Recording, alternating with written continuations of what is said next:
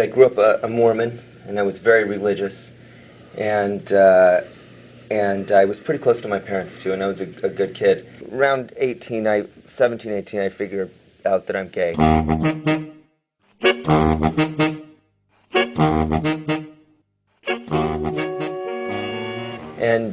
And that was rough for me, and I didn't want to be, and I fought against it, and I prayed, and a lot of things, and my parents and I were fighting and struggling through this, and they gave me this kind of ultimatum, and they said, okay, you got 3 days to get your act together and just basically see it our way. 3 active days to not be gay. Yeah.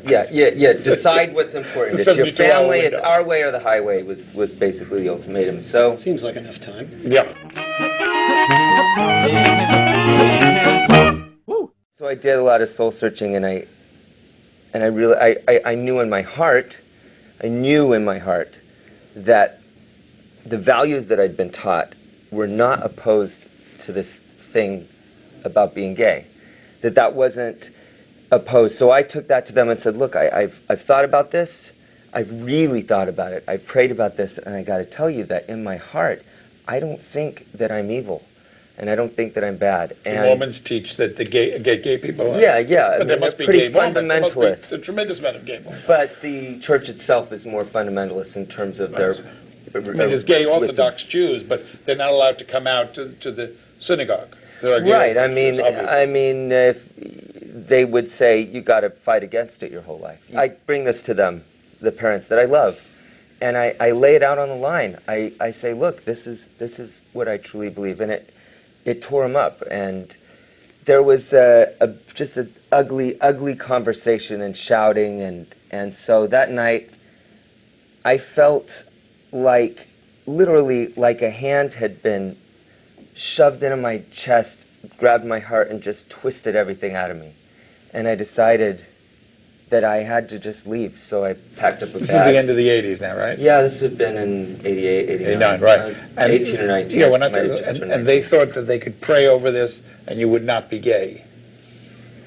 I think that they could thought just tell you that not to be they could gay. just scare me enough to just stay there and do what they said and stop thinking for myself so much and do it their way. And then everything, I think they were pretty naive too, you know. Do they not know any gay people? No. I come from people who don't understand it. So how did you explain it to them? Not only do they not understand it, they find it abominable in the eyes of God. The prophet of the Mormon church, he said, homosexuality is a sin akin to murder. Akin to murder. Taking another person's life. And you take that in as a kid, and you think, and then you start having these feelings, and you think, I'm not a murderer. I'm not a sinner. You know, and you say, what are you doing to me? Why would you give this to me? Why would you give this burden to me? What's it like in the Indian nation? Other gay Indians? There's no such word. Oh, excuse me. Are there gay Native Americans also? We're all happy. I see. Okay, we're going to take care of that. Let's say that there's no such thing as ostracizing. Right. You don't need it. Because everybody's included, everybody is needed in a society. They play what we call two-spirit people. They play a very important role in our societies. They have the mystery, and that's what we treat them in this society about. We don't know whatever about them, so we tend to keep them away and at bay and label them and like put them on the shelf. Well, that's coming to an end because what's happening is the recognition of being human. It doesn't have to do with... Right. It's more important. Yes, it's just who you are, really. Everybody plays an important role. That's always been our way, always. You find, we call them Winkte in language. Winkte? Winkte, which means... Winkte and two-spirit peoples. Lives both ways. Women and men can do this. So this is why I have long hair, because I honor the woman in me. Because I came from a mother. See?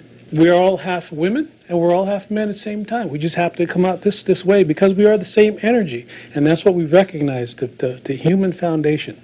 Not because a society says, God says it's bad. I've had everybody on my team killed but myself twice. Most people are running this direction and you're going right towards the danger. You know you're not going to get killed that day.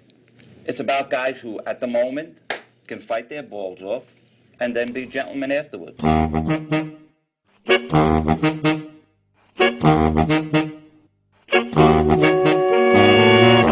Ladies and gentlemen, please welcome the Punky Sass Player.